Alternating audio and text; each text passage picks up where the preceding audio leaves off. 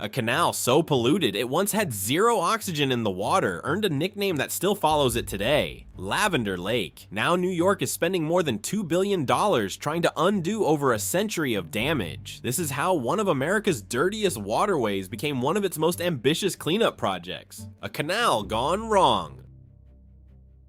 The Gowanus Canal didn't start out as a disaster. Before the 1860s, it was just a tidal creek winding through Brooklyn marshland. Then the city converted it into a 100-foot wide, 1.8-mile industrial canal, built purely to move goods in and out of inland Brooklyn. So what changed everything? Industry moved in fast, and it never really left. At its peak, as many as 100 ships a day passed through the single waterway. By the late 1800s, 22 coal plants had set up directly along the banks. Manufactured gas plants discharged coal tar straight into the water. Slaughterhouses added blood and animal waste. Other industries dumped heavy metals, petroleum residue, and chemical runoff with almost no oversight at all. None of this happened quietly or by accident. For decades, this canal functioned as an open dumping ground for an entire borough's industrial output, and nobody was held responsible for what that meant downstream. By the time anyone started asking serious questions about the canal's health, the damage had already been piling up for over 100 years. A canal that couldn't breathe. Pollution alone didn't doom the Gowanus Canal, its shape did. Engineers had built it open at only one end, which meant tidal water flowed in but never properly flushed back out. Whatever got dumped in basically stayed there, layer after layer, with no real way to wash it clean. Then Brooklyn started paving over everything around it. As marshland and soft ground disappeared under concrete, annual runoff into the canal roughly tripled, while peak runoff during storms increased nearly sixfold. At the same time, the canal lost the wetlands that once helped absorb pollution and circulate oxygenated water through the system. The result was almost unbelievable. By 1909, official reports found the canal contained zero oxygen, making it essentially incapable of supporting any aquatic life at all. Historical accounts describe water turning a strange reddish purple, earning the canal its lasting nickname, Lavender Lake. Beneath the surface sat a thick layer of toxic sludge that locals eventually nicknamed black mayonnaise, a name that says more about the canal's condition than any official report ever could. Two different poisons. Here's something most people get wrong about Gowanus. It doesn't have one pollution problem, it has two completely separate ones, and that distinction matters enormously for the cleanup. The first is legacy contamination, decades of industrial waste sitting in the canal bed itself, untouched since the factory shut down. The second problem is very much still active today. Much of the surrounding neighborhood relies on combined sewers where stormwater and raw sewage share the exact same pipes. During heavy rain, that system can exceed its capacity, and when it does, it discharges directly into the canal instead of backing up into homes. So why can't crews just scoop out the old contaminated mud and call it done? Because if the sewer system keeps dumping new waste into the water, freshly cleaned sections can get recontaminated almost immediately. You'd be solving half the problem while the other half quietly undoes your work. That's exactly why this entire project had to be designed as two coordinated efforts running together, not one simple dredging job that ignores what's still flowing in from above. The federal wake-up call.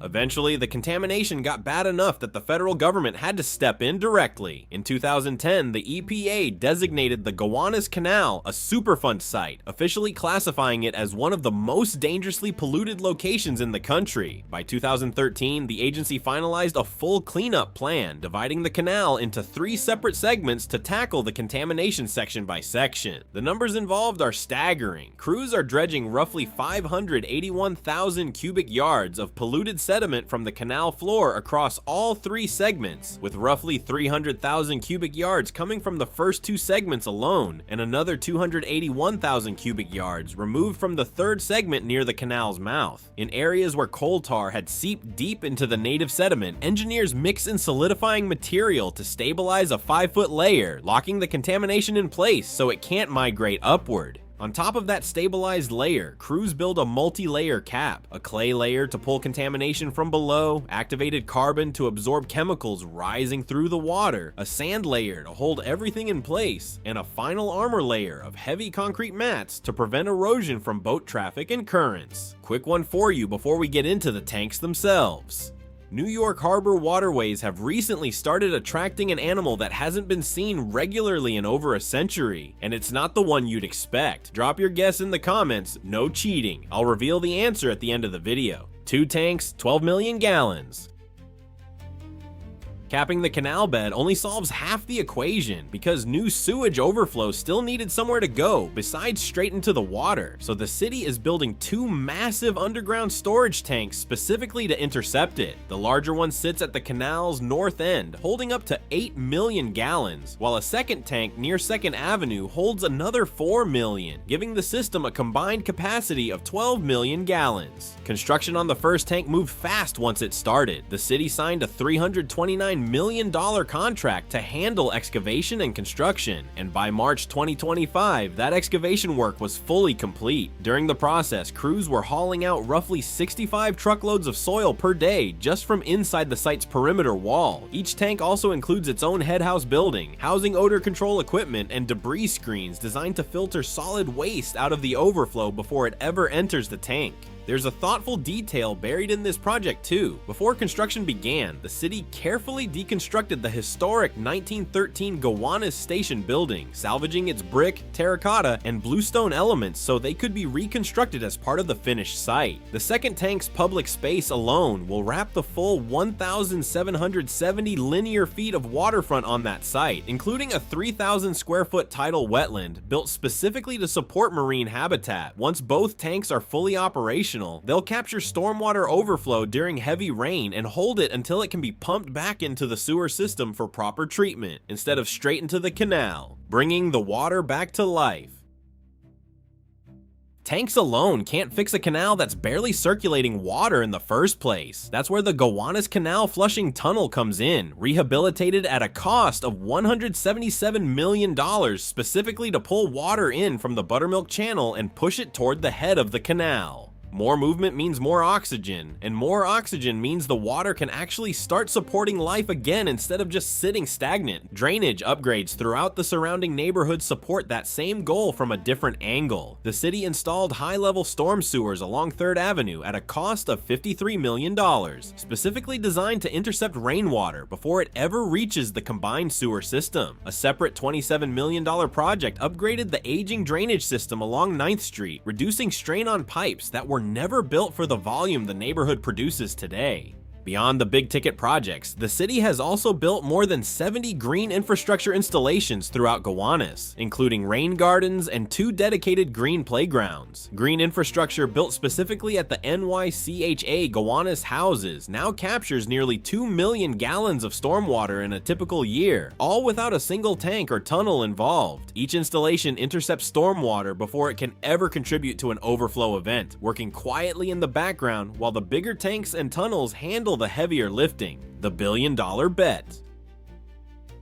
When the EPA first finalized its cleanup plan back in 2013, the estimated cost sat at roughly $506 million. That number didn't hold. By 2024, the full scope of the project, combining in-canal cleanup with sewer overflow controls, had grown to more than $2 billion total. The 2 underground storage tanks alone account for $1.6 billion of that figure, and they're not just solving a pollution problem. Once finished, the project will also create 3.6 acres of brand new public waterfront space, including esplanades, a tidal wetland, and New York City's first ever public ADA accessible kayak launch. So who's actually paying for all of this? A mix of sources. Named responsible parties, including National Grid and the City of New York itself, are covering significant portions of the in-canal cleanup costs, building on enforcement actions that already totaled $175 million in 2020 alone, including a $125 million order covering major dredging and capping work in the Upper Canal. A separate 2024 order added another $369 million specifically for cleanup work in the canal's middle segment. The tank projects are financed largely through the city's water system, repaid over time through water and sewer revenue collected citywide. Both tanks are on track for completion by 2030, closing out a cleanup effort that's been building, quite literally, for well over a decade. A canal that once had no oxygen at all is now being engineered back to life, 1 tank, 1 tunnel, and 1 cubic yard of sludge at a time. As for that earlier puzzle, the animal making a comeback in New York's cleaner harbor waters is the dolphin.